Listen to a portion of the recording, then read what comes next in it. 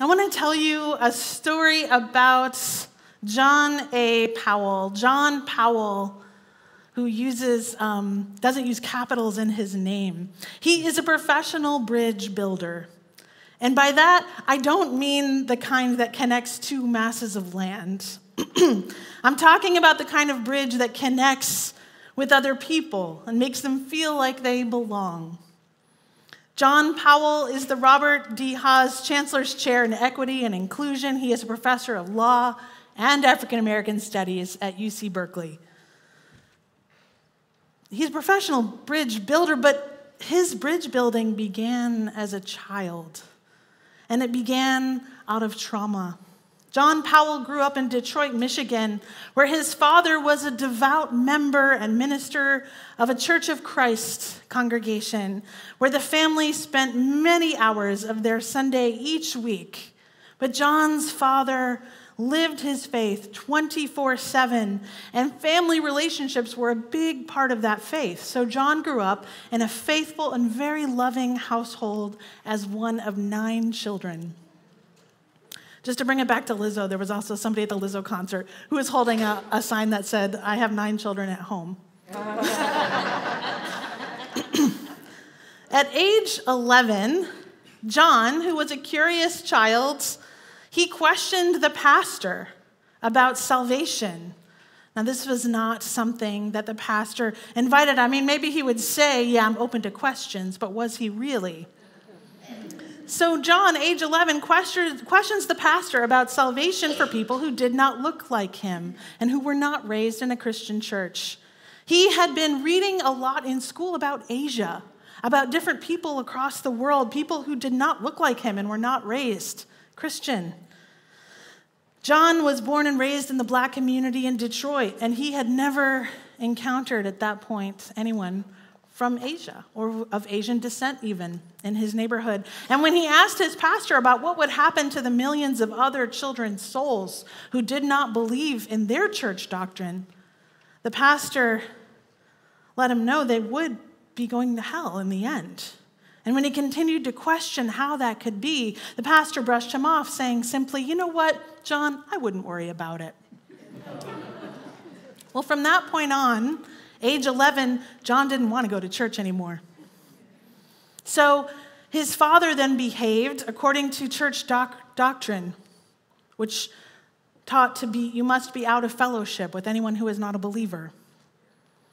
11-year-old John was not a believer, and so his father fell out of fellowship with him, if you know what I mean. Young John was still living at home, but was now clearly shunned from the loving circle of family life.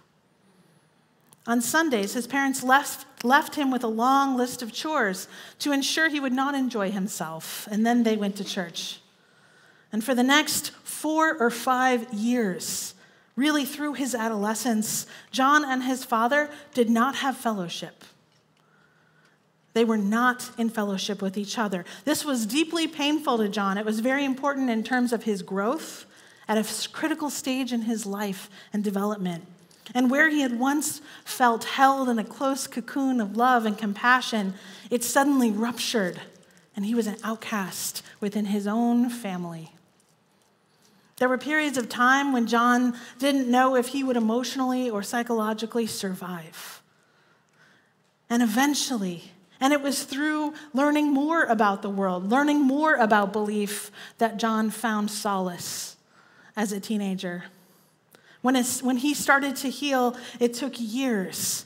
And when John finally came out of this depression, this challenging time, he was a different person in a sense. He felt like he had grown up in the house with his family, but not really with them. Even after all that, at some point, after just a couple of years, there were these little lights flickering. So John, as an older teenager, had begun meditating. Though his family was conservative Christian, he remembers a time late in his teens going upstairs and creating a space to meditate with his dad. He invited his father to meditate with him. His father had asked him about it, not because he wanted to meditate, but because he wanted to connect with John. He asked, "What do you do? What is this meditation? I mean, what is that? Is it the same as prayer?" "Not exactly," John said. "Love goes places where understanding cannot." Many years later, John's own son, he had a son, he had children of his own, and John's own son reached his early 20s and was going through a very difficult time. He was in college, having a major crisis of purpose. He left college and came back to stay with his dad. He was atheist or perhaps agnostic. At any rate, he was not self-defined as a person of faith. He returned to his father John's home, depressed, locked himself in his room. He wouldn't come out, and he wasn't eating. John worried about him and said to him at one point, "Look, if you're going to stay here, you have to do 3 things. You have to look for a job. You don't have to get one, but you have to look. You have to get professional help. You have to see a therapist. And you have to go visit your grandfather." His son objected to all 3, but the last one was the most strenuous objection. His son argued, "He doesn't know me. I don't know him. I don't believe in his religion. This is stupid. Why should I do any of that?" "I'm not negotiating," John said. "If you're going to stay in my house, you have to do this." His son said, "All right, how long do I have to stay there with grandfather?" John said, "A week." He agreed to do it, and in the end, he stayed about 2 months with his grandfather. He returned from that 2-month trip, and he was a different person. John asked, "How was it? What did you and your grandpa talk about?" His son said, "We spent hours every day talking. I have no idea what we were talking about, really." And yet it had completely transformed him. And to this day, his screensaver, his screen on his phone, is a picture of him and John's father holding hands. See, in that moment when John could not reach his own son, mysteriously his father could. And it wasn't through doctrine or belief, it's something else, something deeper. Love. It's love. I mean, here is John, who was estranged from his family as an 11-year-old because of his father's misunderstanding of faith during a set of really the most formative years of his life. And then later, when John's son is feeling lost and at sea, he sent him to the man who had pushed him away as a youth. See, John knew there was some light his father could offer to his son because John's life was already organized around bridge building. He already understood that there is some love that is deeper than understanding. And as Kate pointed out, we are still shaking the dust off our own hearts as we emerge from pandemic, from a time of confusion and loneliness. We emerge, yet many things seem worse than they were before. Does anyone else feel that? I mean, our anxiety, our helplessness remains. There's war at hand, more guns on the streets than ever before, battlegrounds now in our neighborhood and our communities, sometimes even in our homes, like the story. We are feeling the effects of inflation. With it comes a rising sense of doom, like the rising sea levels, that what little comfort we had will soon be removed, or it already has been. Things do feel strange. I mean, for me, there's a whole ring of friendships, loose ties, people who at the March 2020, maybe I was just getting to know a little better. They simply disappeared. Poof. And during those dark times of pandemic, we were huddled in our homes. There were days we had exhausted Netflix. We'd read all the books we felt like reading. We had taken our daily walk already, and still we were shrouded in chaos and shadow. Or maybe we were facing greater hardships, struggling to build a career that was floundering, struggling to pay rent, experiencing real loss in our families, illness in ourselves, struggling with creeping thoughts and addictions, our mental health suddenly so much more fragile than we had ever realized.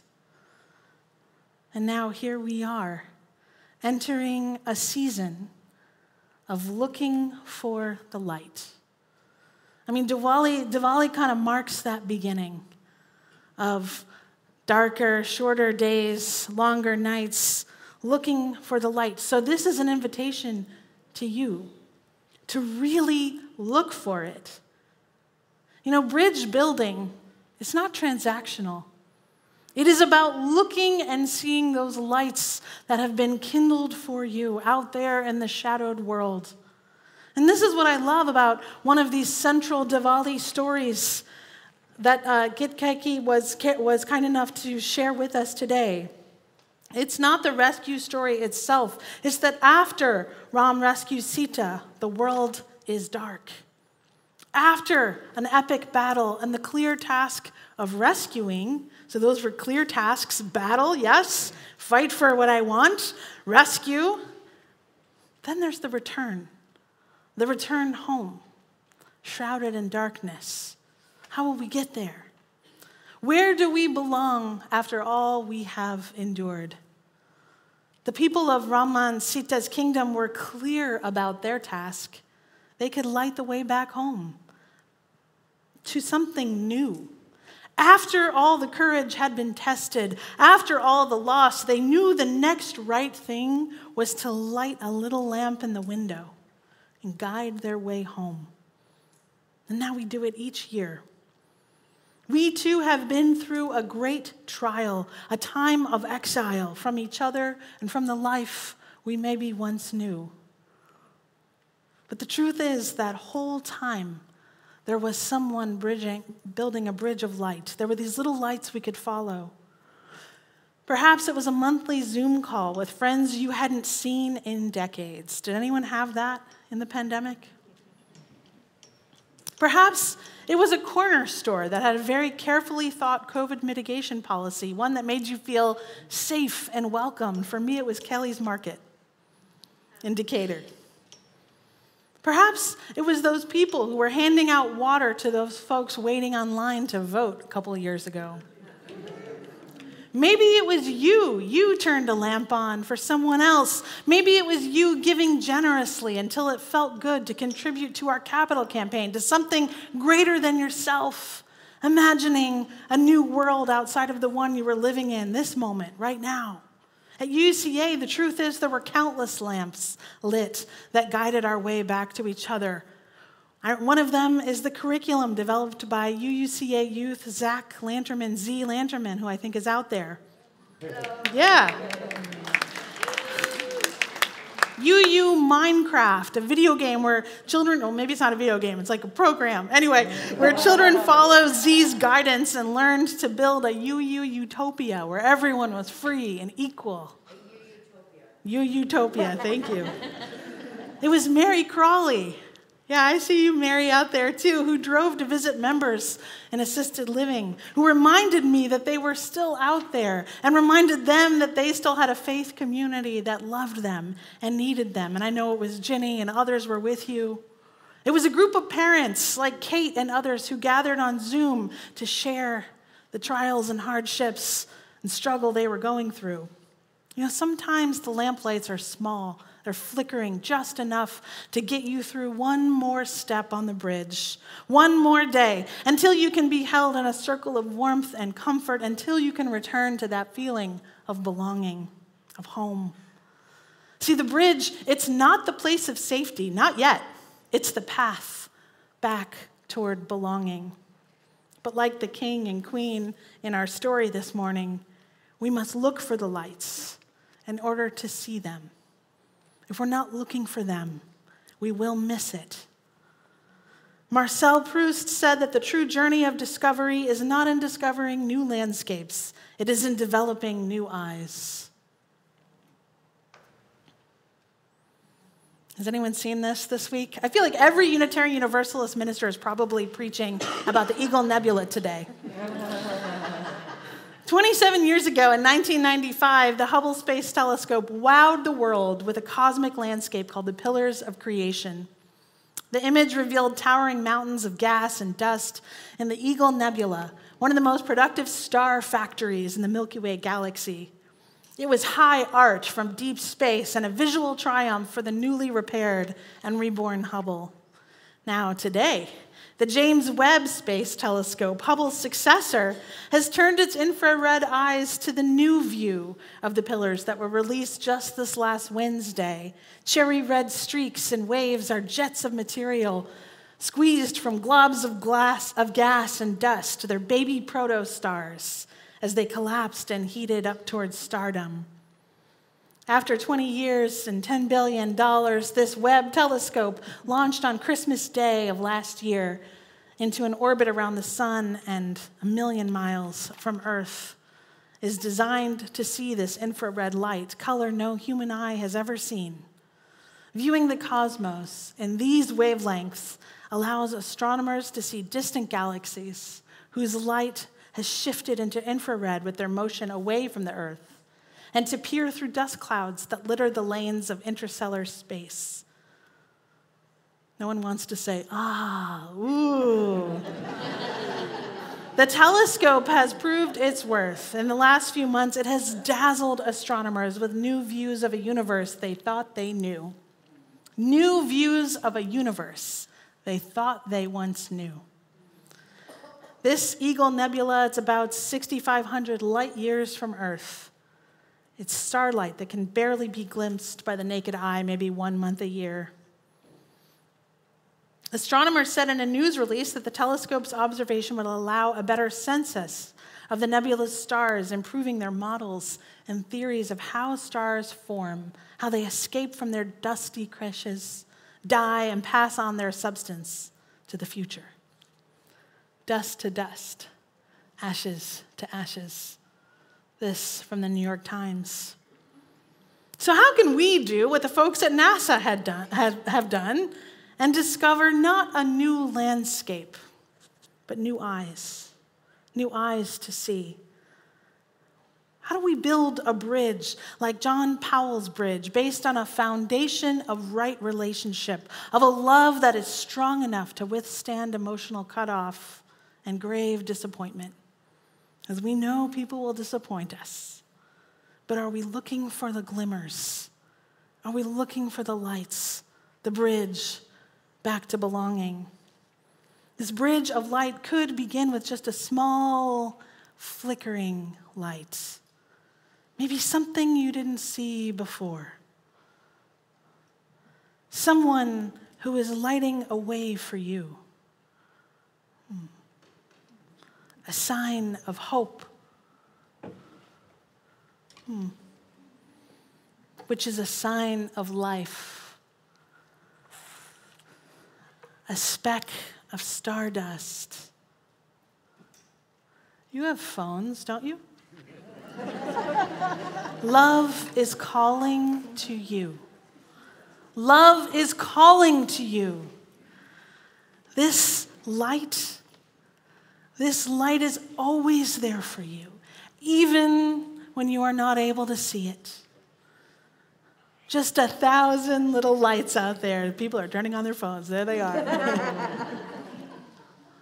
Even when you cannot see it, you have to remember the lights that are there for you, guiding your way back to hope, back to belonging.